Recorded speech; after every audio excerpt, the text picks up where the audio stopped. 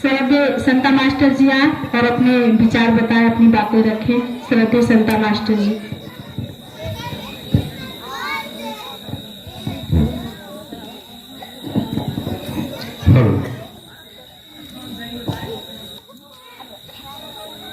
बाबा साहब द्वारा संकल्प लिया गया जो 23 सितंबर 1917 को, उस संकल्प दिवस को आज इस पावन धरती पर मनाया जा रहा है।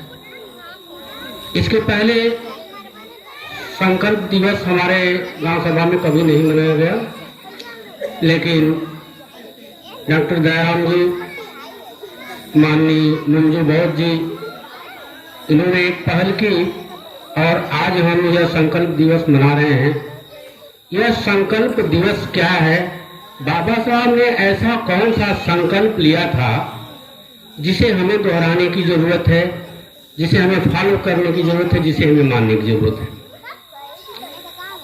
जब बाबा साहब का प्रादुर्भाव हुआ उस समय ब्राह्मणवाद, अंधविश्वास, पाखंडवाद चरम सीमा पर था और हमारे पूर्वजों के साथ बहुत ही अन्याय अत्याचार हो रहा था, मानवता करा रही थी।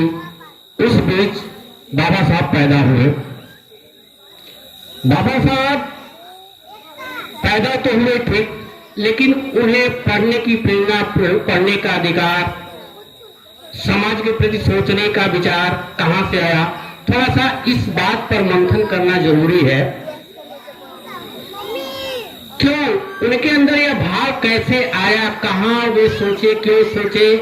इतना बड़ा भारत था, इसमें बहुत सारे महापुरुष थे, बहुत चिंतक थे, बहुत विचारक थे, लेकिन ये बातें बाबा साहब के विचार में ही क्यों आई कि दलितों का उद्धार होना चाहिए?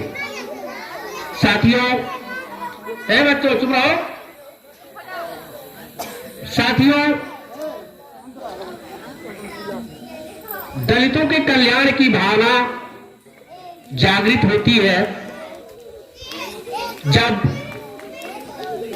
महात्मा राष्ट्रपिता ज्योतिबा फुले साहब को एक उनके ब्राह्मण मित्र जो उनके साथ पढ़ते थे, अपनी शादी में आमंत्रित करने के लिए आमंत्रण पत्र दिए। शादी के दिन ज्योतिबा फुले चूंकि बैकवर्ड जात के थे, माली जात के थे, लेकिन उस समय सभी बैकवर्डों को, आज भले बैकवर्ड अपने आप को जनरल कैटेगरी का मानता है, बड़ा आम भाव से रहता है, लेकिन तब से आज तक बैकवर्ड क्लास को, पिछड़ी जात को, जैसे कोई, कुहार, लोहार, भुनिया, कुर्मी, अहीर जात, सबको शूद्र ही माना जाता। उसमें माली जात भी आती थी जो उस परंपरा के अनुसार शूद्र ही थी। बहरहाल ज्योतिबा फुले साहब उस ब्राह्मण मित्र की शादी में शामिल होने के लिए उसके घर जाते हैं और उनके दरवाजे पर जाकर बैठते हैं। तब तक उस ब्राह्मण के जो नाथ ही सगे रिश्तेदार थे देख लिए, जान पहचान के जो थे वो पहचान लिए कि ये ज्योतिबा फुले यहाँ कैसे आ गया, ये तो शूद्र जाति का है। इसके बाद ज्योतिबा फुले साहब को वहां बड़ा अपमान हुआ, उनको धक्का मार के वहां से निकाला गया और वे रोते हुए घर आए। घर आने के बाद अपने पिता से सारी बात बताए। उनके पिताजी ने भी फुले साहब को डांटा, गलती तुम्हारी है, तुम जानते हो कि हम शूद्र हैं, इसके बावजूद भी तुम ब्राह्मण के घर कैसे पहुंच गए? इसके बावजूद भी तुम ब्राह्मण के घर कैसे निमंत्रण में पहुंच गए? यह आज बड़ा सोचनी विषय है, तुम पहुंचे कैसे वहां, क्यों गए? और डांट पड़ी ज्योतिबा फुले साहब को। इससे बहुत मर्माहत हुए ज्योतिबा फुले साहब और सपत्नी उनको घर से तब निकाल दिया गया जब उन्होंने यह बीड़ा उठाया कि आज से मैं शूद्रों के कल्याण के लिए काम करूंगा। इनका कल्याण तभी होगा जब ये शिक्षित होंगे। शिक्षित होंगे तो अपने अधिकार और कर्तव्य के विषय में सचेत होंगे। इसलिए ज्योतिबा फुले साहब दलितों को शिक्षा देने के लिए तत्पर हो गए और शिक्षा देना शुरू किए। इस पर घोर विरोध हुआ ज्योतिबा फुले साहब का। उनके परिवार पर दबाव बनाया गया सवालों द्वारा कि इनको यह अधिकार नहीं है कि किसी को शिक्षा दे, शूद्र को शिक्षा दे। उनके पिता उनको घर से निकाल दिए, अपनी पत्नी को लेकर चल दिए और एक शूद्र बस्ती में जाकर शूद्रों के साथ रहने लगे और वही शूद्रों को शिक्षा देने लगे। जब उस बस्ती के छोटे छोटे बच्चों को पति पत्नी सुबह जाकर बुलाकर ले आते थे तो उनके माँ बाप पूछते थे कि कहाँ निभा जा रहे हैं। तो ज्योतिबा फुले साहब, माता सावित्रीबाई फुले साहब ये कहती थी कि हम इनके भविष्य के निर्माण के लिए इन्हें ले जा रहे हैं, यानी कि इन्हें शिक्षित करने के लिए यहाँ हम ले जा रहे हैं। ये अनवरत संघर्ष करते रहे क्योंकि अंग्रेजी हुकूमत थी उस समय और हिंदू परंपरा के अनुसार दलितों को शिक्षा ग्रहण करने का कोई अधिकार नहीं था। उसी समय अंग्रेजों के शासन काल में ही 1882 में, सन 1882 में हंटर कमीशन भारत आया, जो भारत में यह देखना चाहता था कि शिक्षा कितने लोग ग्रहण कर रहे हैं, कितने लोग नहीं ग्रहण कर रहे हैं, क्या समता है, क्या विषमता है, इस बारे में अध्ययन वो कमीशन कर रहा था। ज्योतिबा फुले साहब उस समय बहुत सक्रिय थे। हंटर कमीशन के सदस्यों के पास वो गए, सारी स्थितियों से अवगत कराया कि यहाँ दलितों को शिक्षा नहीं ग्रहण करने दिया जाता है। हिंदू धर्म के अनुसार दलितों को शिक्षा देना, दलितों को शिक्षित होना अपने आप में पाप है, इसलिए इनको शिक्षा से वंचित किया जाता है। लेकिन हंटर कमीशन द्वारा यह बिल पारित किया जाता है कि नहीं, सबको समान भाव से शिक्षा दी जाएगी। उसी की देन है। उस हंटर कमीशन के सामने राष्ट्रपिता ज्योतिबा फुले साहब का वह वचन, वह प्रार्थना, वह निवेदन स्वीकार किया गया और तब जाके दलितों को पढ़ने का अधिकार मिला। उसी के बदौलत बाबा साहब को पढ़ने का अधिकार मिला और बाबा साहब पढ़े। बाबा साहब जब पढ़े तो यहाँ की जो व्यवस्था थी उससे बहुत व्यथित होकर पढ़े, बहुत संघर्ष करके पढ़े, बड़े कष्ट सह के पढ़े। उस पढ़ाई के पीरियड में उन्होंने बहुत यातनाएं सही, अपने परिवार को बहुत कष्ट दिए, इसलिए कि हमारा समाज कष्ट से उबर जाए तो हमारा एक परिवार कष्ट में रहेगा तो कोई बात नहीं। इसी के चलते उन्होंने कहा था, जब वो इंग्लैंड में पढ़ाई कर रहे थे और उनका बेटा राजनीतन बीमार था, माता रमाबाई को ऐसा महसूस हो गया था कि अब हमारा बच्चा नहीं बच पाएगा, तो रोते हुए बाबा साहब को खत लिखी कि लगता है अब हमारा राज रतन इस धरती पर नहीं रह पाएगा। बाबा साहब रोते हुए कहते कि रमा रो मत, हम एक राज रतन के लिए रो रहे हैं, ये पूरे भारत के बच्चे हमारे राज रतन हैं, हम उनके लिए जीवित रहेंगे, उनके लिए संघर्ष करेंगे, रमा मुझे माफ करना। ये पीड़ा एक माँ और एक बाप ही बता सकता है कि जब उसका बच्चा मृत्युशैया पर लेटा हुआ हो और एक पिता इस तरीके की बात कह रहा हो, पत्नी उस चीज को बड़े ध्यान से सुन रही हो और पति की बातों का समर्थन कर रही हो, यह बहुत सोचने का विषय है। साथियों, जिस तरीके से हमारा समाज चल रहा है, इसे देखकर बड़ा कष्ट होता है। बाबा साहब की सोच क्या थी, उनके त्याग, तपस्या, बलिदान का उद्देश्य क्या था, उनका लक्ष्य क्या था, यह बहुत गंभीर विषय है। यह छोटी मोटी बात नहीं है, इस पर मंथन करना पड़ेगा, इस पर विचार करना पड़ेगा और प्रतिदिन करना पड़ेगा। बहुत सारे लोग ऐसे इस धरती पर हैं जो आज अनुसूचित जात के दलित के होते हुए करोड़पति अरबपति हैं, लेकिन कभी दलितों के बारे में, कभी गरीबों के बारे में कुछ सोचते हैं क्या? कभी नहीं सोचते। यह विचार केवल बाबा साहब के अंदर कूट कूट भरा, और वह विचार आया कहां से?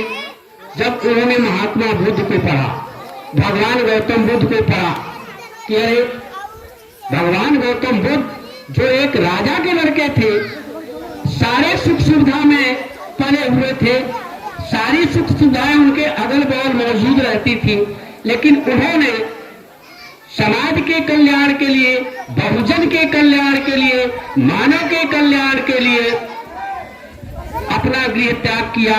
वो भी सुंदर पत्नी और सुंदर बच्चे, सुंदर बेटे को, राहुल को छोड़कर घर से निकल गए और मानव कल्याण के लिए पूरा जीवन त्याग और तपस्या के बल पर बिता दिए। और तब जाकर उन्होंने कहा इस धरती पर दुख है, तो दुख का कारण क्या है? दुख इंसान झेलता है और दुख का कारण इंसान ही है। उस दुख के कारण से निजात पाना इंसान का काम है। उस रास्ते को उन्होंने बताया जिस पे चलकर हम अपने दुखों को दूर कर सकते हैं। यही चीजें बाबा साहब ने गौतम बुद्ध से सीखी, करी, और तब जाकर हमारे समाज के लिए, पूरे देश के लिए अपने जीवन को कुर्बान किया। बड़ा कष्ट होता है जब अनाथ शनाथ त्योहार मनाए जाते हैं, अनाथ शनाथ चर्चाएं होती हैं, तो लोग बड़े जोर शोर से सहभाग करते हैं, लेकिन जो महामानव, जो महापुरुष हमारे जीवन को संवारने के लिए अपना जीवन, अपने परिवार का जीवन बर्बाद कर दिया, उसके विचारों को सुनने के लिए हमारे पास समय नहीं है। इस बात का बहुत कष्ट होता है। कष्ट इस बात का होता है कि जो रास्ता उन्होंने बताया, दुख है, दुख का कारण है, उसका निवारण क्या है, इसके लिए सोचना है। और दुख के निवारण का कारण बताया बाबा साहब ने केवल और केवल शिक्षा। शिक्षा ऐसी चीज है जिसके दम पर हम हर दुख को दूर कर सकते हैं।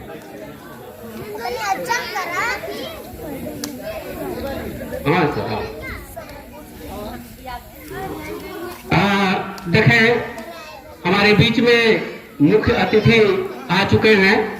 अभी कुछ क्षणों में आपको संबोधित करेंगे, अपने विचारों से अवगत कराएंगे। आप लोग ध्यान से सुनेंगे। जो भाई बंधु अभी नहीं आए हैं वो लोग भी समय से आ जाएं। और अच्छा, अब हम चाहेंगे कि दूर से आए हुए डॉक्टर प्रमोद जी और साथ में उनके साथी पुष्प अर्पित करें बाबा साहब और भगवान गौतम बुद्ध को, और पुष्प अर्पित माल्यार्पण करने। कौन? डॉक्टर प्रमोद जी बाबा साहब को माल्यार्पण करें। ताली बजाइए, आप लोग ताली बजाइए।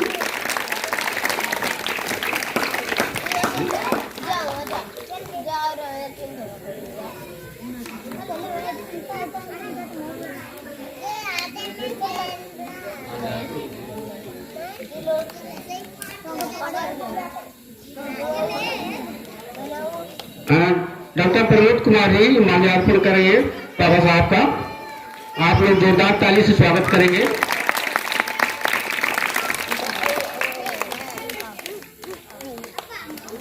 अब धर्मेंद्र कुमार जी पुष्प अर्पित करेंगे।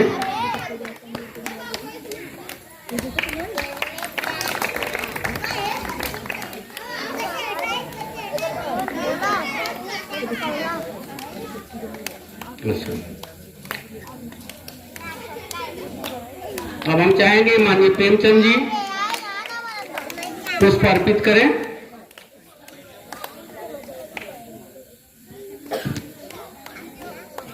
हाँ, तो प्यारे भाइयों, बहनों, प्यारे बच्चों, मैं ये कर रहा था। उन्होंने मुख्य मंत्र जो दिया अपने दुख को दूर करने का, वह शिक्षा। शिक्षा ही ऐसा शस्त्र है जिससे हम बड़ी से बड़ी विजय प्राप्त कर सकते हैं।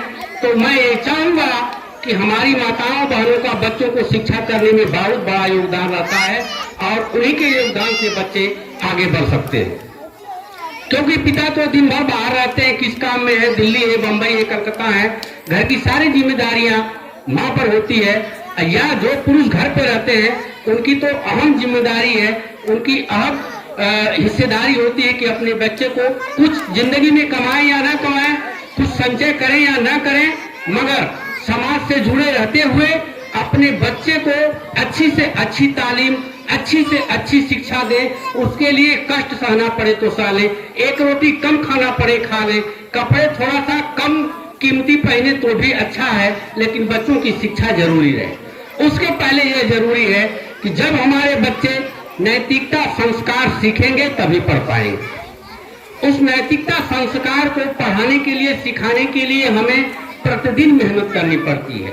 अच्छी बातों को सीखना, अच्छी बातों को सुनना, अच्छी बातों पर अमल करना, अच्छी बातों को अपने जीवन में उतारना थोड़ा कष्टदायी होता है, लेकिन वही कष्टदायी जीवन को जब हम जीवन में उतार लेते हैं, जब अपने आप में समा लेते हैं, तो वही सुख देता है हमें। छोटी छोटी खुशियों को त्याग करके बच्चों को शिक्षा दीजिए। ये बच्चे हमारे भविष्य हैं, इस देश के भविष्य हैं, बाबा साहब के सपने हैं, भगवान गौतम बुद्ध के संदेश हैं। इनको उचित माहौल में अच्छे से संस्कारित करते हुए उचित शिक्षा इनको दिया जाए। उसके पीछे जो भी त्याग करना हो उसे करें। कम बचेगा, कम खाएंगे, कम रहेंगे, कम पहनेंगे, लेकिन शिक्षा बहुत जरूरी है। यही बातों के साथ मैं अपनी बात को समाप्त करता हूँ। जय भीम, जय भारत, नमस्कार।